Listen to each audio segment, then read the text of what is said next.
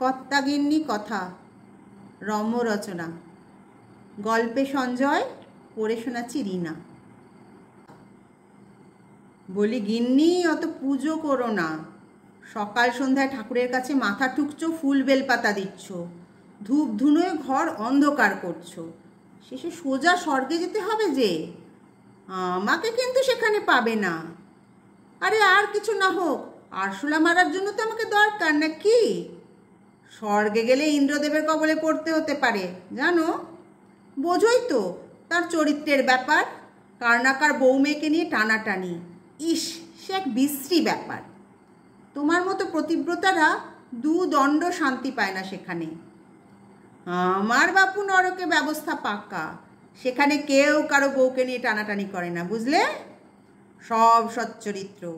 কোনো বেদ পুরাণে পড়েছ নাকি নরকে ইন্দ্রদেবের মতো ঘটনা? পাবে না, পাবে না। অমনটি করলে সেটি কেটে রেখে দেবে না? ভয়ঙ্কর সব রক্ষী সেখানে। অবশ্য গরম তেলে চুবিয়ে ধরা, শলাকায় বিধিয়ে দেওয়া, এসব একটু হয়, কিন্তু অসৎ চরিত্র পাবে না, একেবারে হলফ করে বলতে পারি। স্বর্গে বলে মহাসুখ, সেই জন্যই তো নষ্ট চরিত্রের রাজ সেখানে। সুখে থাকলেই ভূতে কিলোয়, সুখই নষ্টের মূল। এদিকে দেখো না দুঃখী মানুষদের, যার পেটে ভাত নেই তার সুখ কোথায়?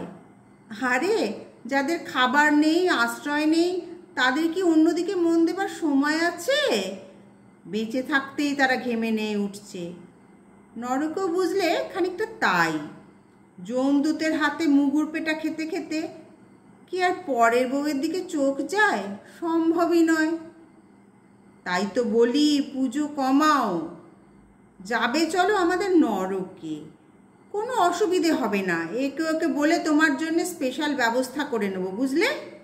তোমার মতো পুণ্যবতী মানুষকে কেউ মারবে ধরবে না এমনিতেই, বরং তোমায় দেখে লজ্জা পেয়ে আমাকে কম পিটোতে পারে। ভালোই হবে। বলবে বৌদি তুমি ছিলে তাই, তোমার জন্য বেটাকে ছেড়ে দিলাম। কথা হয়ে গেল। এখন চলো দুজনে একটু লুডো খেলি। তার আগে চা করো দেখি একটু, আমি মুড়ি মাখছি ততক্ষণে। লুডো, মুড়ি, চা আর তুমি, আর কি চাই জীবনে? আশা করি গল্পটা ভালো লেগেছে আপনার। আরও গল্প শোনার জন্য ফলো করবেন অবশ্যই। এখনকার মতো টাটা।